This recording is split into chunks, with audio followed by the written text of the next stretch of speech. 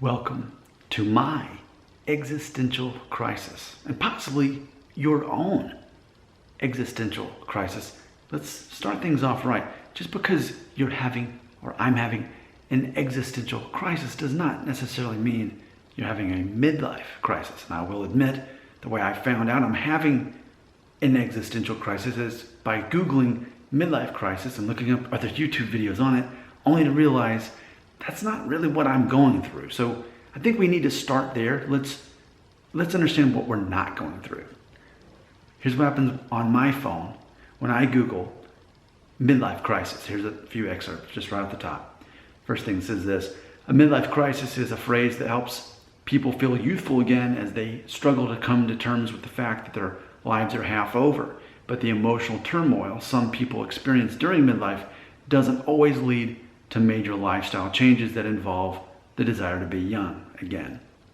So that at least gets it part right, because for me, it's not that I have a desire to be young again, or that I'm trying to be young again, or look young again, or wish I was young again, or wish I had a time machine I could go back in time and alter my modern day so that things would be different. No, granted, I've got great memories about a great life I've lived.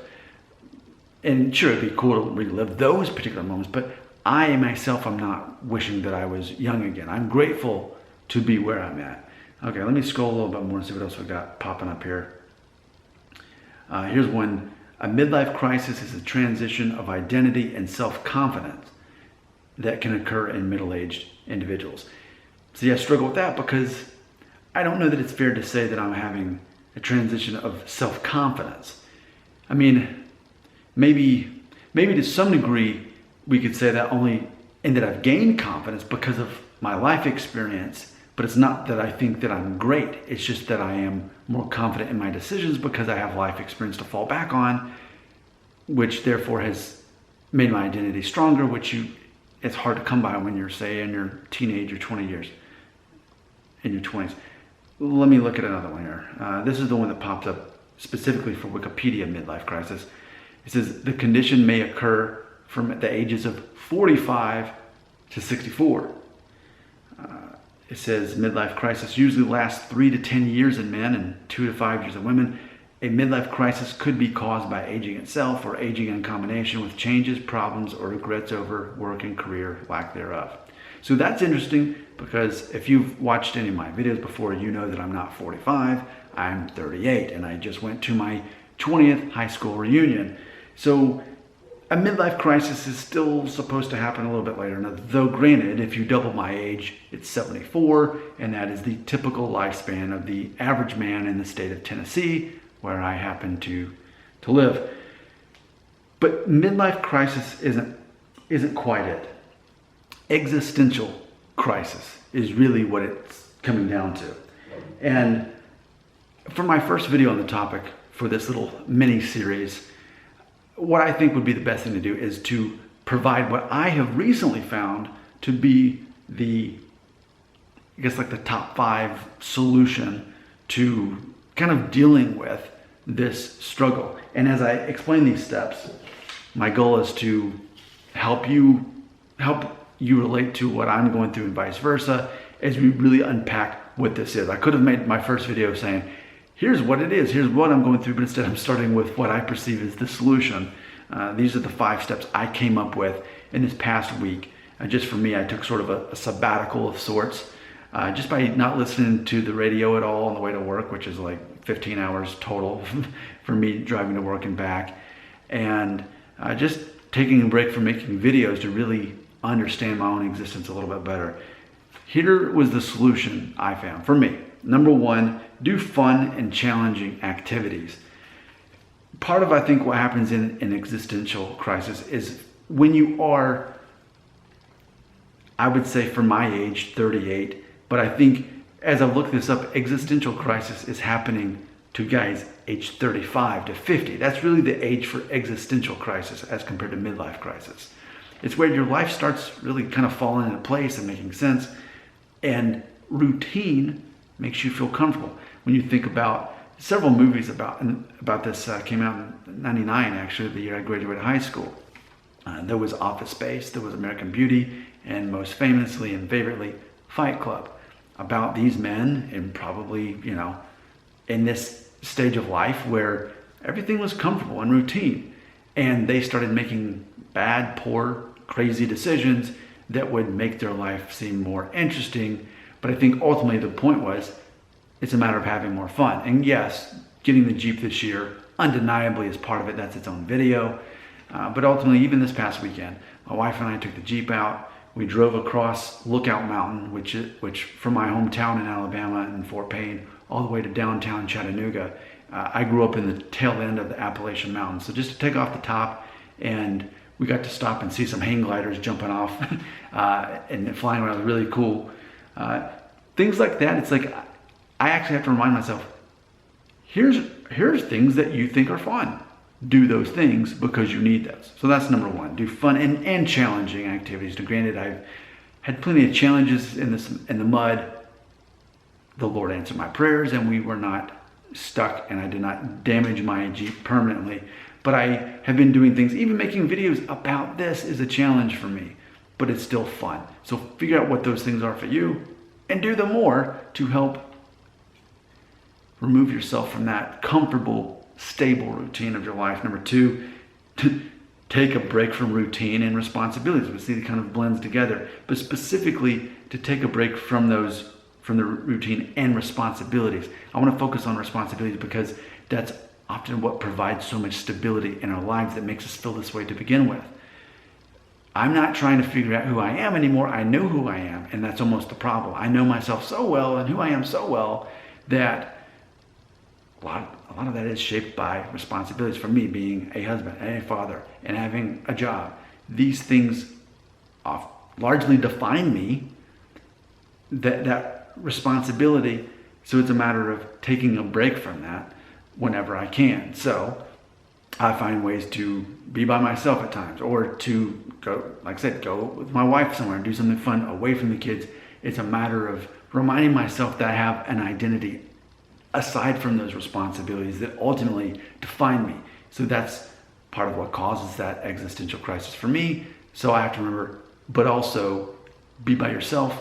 Remember who you are. Do what you find as fun, but remove yourself from responsibilities, because that's what happened. This is not like Step Brothers, where they're like 40 years old and they're a man child and they have no responsibility. No, I'm pushing 40 and I have a lot of responsibilities.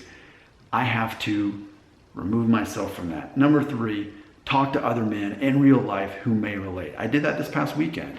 I have a mentor type that I've known for well over a decade now, and I went over to his house and hung out with him. And though he didn't go through it necessarily at my age, where he's at in life now, he's 12 years older than me, he could relate to me on certain points. And so it's important to be able to talk to him. And these videos are good. These could help you, but in real life, to talk to other men at least your age, if not older, and say, hey, have you gone through this? Even if they say, no, I can't relate, at least there's some parts of that will probably connect and talking about it. Even this past weekend, I made a video with my dad asking him about it. He's 24 years older than me. And he didn't go through this, but still that conversation is important because, and based on my research, which means Google, YouTube, but not only are these existential crises happening to men younger in life, like I said, as soon as age 35 now, but they're only affecting something like 25% of men. So I'm sort of a minority, not only to be experiencing this, 1 out of 4 men that experience it, but I'm one of those who started to experience it at age 35. So it definitely is helpful to actually talk with real men in real life, not on social media, about it. Number 4, serve others who need your life experience. See, that's part of kind of going back to the first couple of these. Because my life is so stable and figured out, and I know who I am, and I have so much life experience, and I've gained emotional intelligence along the way, which really helped kind of push me in this direction of being in this crisis. When you realize that you alone get to control your emotions, other people don't get to do that for you unless you give them permission. When you start learning things like that, well, I can therefore help other people with that. I can serve those who are far from getting to that point, much younger than me, and have experienced life. I can help them with that. So yes, these videos, I've been making thousands of these videos about different topics, but ultimately, it's a matter of in real life, I need to be able to do that as well and look for those opportunities. Number 5, I think this is important. I think a lot of people will overlook this, but I think this is very crucial for anybody going through an existential crisis. And that's number 5. Determine what your faith is or your life perspective. Now, again, if you've watched my videos before, you know that I specifically am of the Christian faith. So much of what I say in my videos has a background in that. That's ultimately the baseline and the motivation in that. It's actually hard to take what I say in my videos and take away my Christian faith out of it and really me still say the same thing.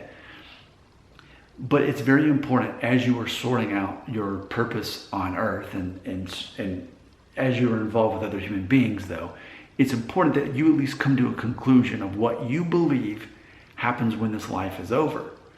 You know, I know I have a lot of atheist viewers, and they largely seem to, what I'm understanding from them individually is they're saying that they do not believe that we exist anymore after our physical body dies. Just black, just like before you were born, you don't remember anything. And but that's the conclusion they're at. That's what they perceive. And I think that's important for you to come to something that you believe. For me, definitely not that. Definitely something completely different. And in fact, I think what's interesting is when you look at the book of Ecclesiastes in the Bible, which is actually in the Old Testament, so that means if you're Jewish, you also immediately know what I'm talking about. Like, to me, that's the biblical text of existentialism. That whole book is about this, ultimately. But I think it's important that we understand, aside from this life, do we believe that this life has any accountability to a next life, if you believe that there is, which I absolutely do. And I think that has led to even its own challenges in my own faith and me trying to sort things out in my purpose for the second half of my life. So that's how I'm going to start this little series out. Those are my 5 tips. I made them up. I gathered them. That's what I'm seriously doing right now for myself. I'll close this video by sharing with you in the book of Ecclesiastes. It's chapter 2. And I just feel, I mean, this is an ancient text, but it's so interesting to look at the last part of this chapter 2 here. As the author is talking about what he perceives as the meaning of life here, I guess at the end of his life. Here's what he says, quote, "For a person may labor with wisdom, knowledge, and skill, and then they must leave all they own to another who has not worked for it. This too is meaningless and a great misfortune. What do people get for all the toil and anxious striving for which they labor under the sun? All their days, their work is grief and pain. Even at night, their minds do not rest. This too is meaningless. A person can do nothing better than to eat and drink and find satisfaction in their own toil. This too I see is from the hand of God. For without him, who can eat or find enjoyment? To the person who pleases him, God gives wisdom, knowledge, and happiness. But to the sinner, he gives the task of gathering and storing up wealth to hand over to the one who pleases God. This too is meaningless, a chasing after the wind." So for me, and it's funny because that book in the Bible, I think, has honestly always been my favorite book out of the entire Bible. That's always the one that I can relate to the most. And ultimately, when I was in junior high, Forrest Gump came out and I saw it in the theater and I got the soundtrack and it introduced me to a lot of cool music from the 60s. And that's when I really heard the song by the Byrds, "Turn, Turn, Turn," which is based off of Ecclesiastes. And then I read that whole book back in junior high, and it stuck with me. It has definitely served as one of my favorite excerpts of the Bible, but specifically one that I can especially relate to right now. And specifically the part where it says, "A person can do nothing better than to eat and drink and find satisfaction in their work. This is from the hand of God." So ultimately, you do what you enjoy. You have fun doing what you enjoy. You work doing what you enjoy. Ultimately knowing that everything you have comes from God, and ultimately you are accountable to him. Again, that's the Christian version, but still specifically it points out how important it is to find your own version of what your faith is. Your comments belong right here.